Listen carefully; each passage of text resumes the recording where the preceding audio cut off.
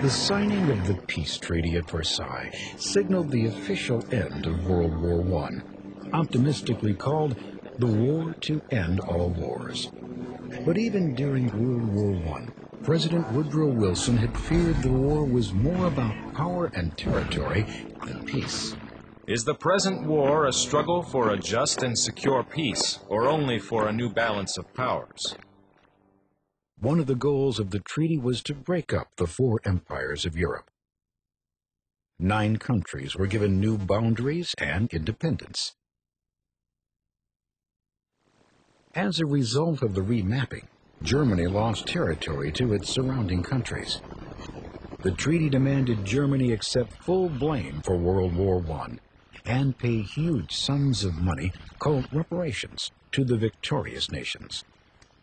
Germany was also stripped of much of its military power and forced to demilitarize the area near the border of France, known as the Rhineland. The intention of the Treaty of Versailles was largely to punish Germany for World War I, but also to create new democracies and self-determination in Europe.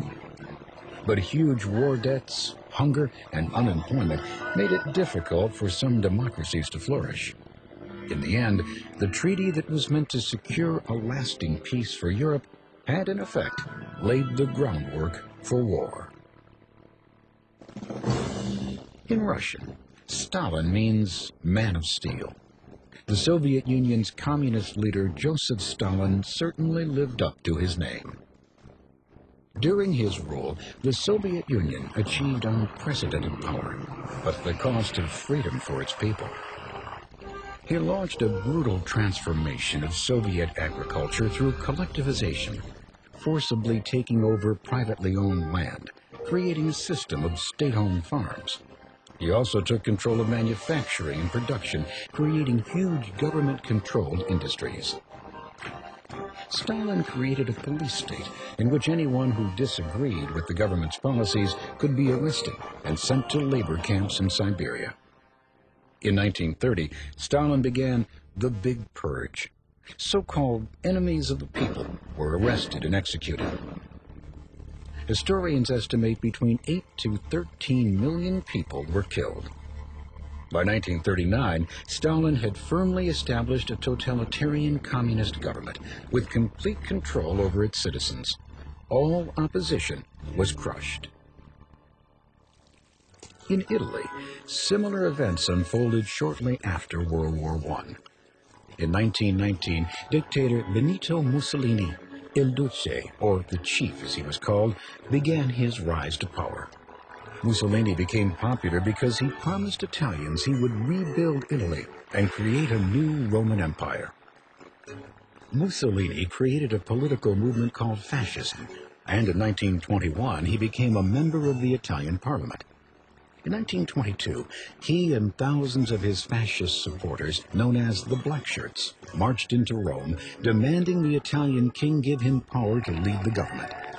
Not wanting to start a civil war, the king conceded. Mussolini was sworn in as prime minister in October. Like Stalin, Mussolini crushed any and all opposition to his totalitarian regime. At the end of World War I, Adolf Hitler was just another jobless soldier wandering around Germany. In 1919, he joined a small political party called the National Socialist German Worker, the Nazi Party. Like communists in the Soviet Union and fascists in Italy, the Nazis practiced an extreme form of nationalism, believing that the interests of their country were more important than any others, even more important than personal rights and freedoms. Hitler quickly rose to power to become the Nazi Party's leader, or Führer. In his 2-volume book Mein Kampf, My Struggle in English, Hitler spelled out his Nazi beliefs. He sought to unite all German-speaking people into a national state. He also maintained that the German or Aryan race was superior to all others. Hitler thought his master race deserved more land, even if it meant taking it by force. The economic hardships in Germany in the early 1930s helped Hitler and the Nazi Party gain power. In 1932, roughly 6 million Germans were jobless, and Hitler's promise to restore German pride and stature in the world appealed to them. As head of the Nazi Party, Hitler was appointed German Chancellor in January 1933. He quickly put an end to the faltering Weimar democracy and established his Third Reich, a totalitarian regime with himself as dictator. Hitler capitalized on hate and racism, blaming Jews for the economic problems plaguing Germany. Jews were ousted from government positions and certain professions, and barred from the use of public facilities. They were isolated and forced to wear a yellow Star of David. The discrimination escalated in November of 1938. Rampaging mobs attacked Jews in the street, in their homes, and at their places of work and worship. Nearly 100 Jews were killed, more than 1,000 synagogues burned, and over 7,000 Jewish businesses were destroyed. This came to be called Kristallnacht, or Night of Broken Glass. Jewish property was seized, and Jews, gypsies, and other groups considered unfit for Hitler's master race were sent to concentration camps. Over the course of the war, 6 million Jews and 5 million others were murdered by the Nazis. This became known as the Holocaust. The extent of the horrors of the Nazi concentration camps would not be fully realized until the war ended in 1945. Though the young Emperor Hirohito led Japan, the true power during the 1930s was in the hands of the Japanese military. The country was gripped in a frenzy of nationalism, and, like Germany and Italy, desired more land and resources for its growing population. In a surprise attack, September 1931, Japan invaded the Chinese province of Manchuria.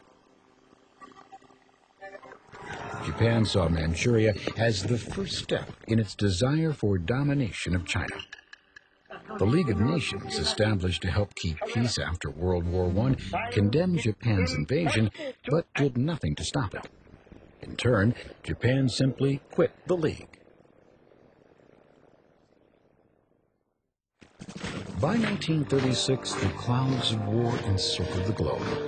Germany and Italy formed an alliance they described as an axis, around which Europe would revolve.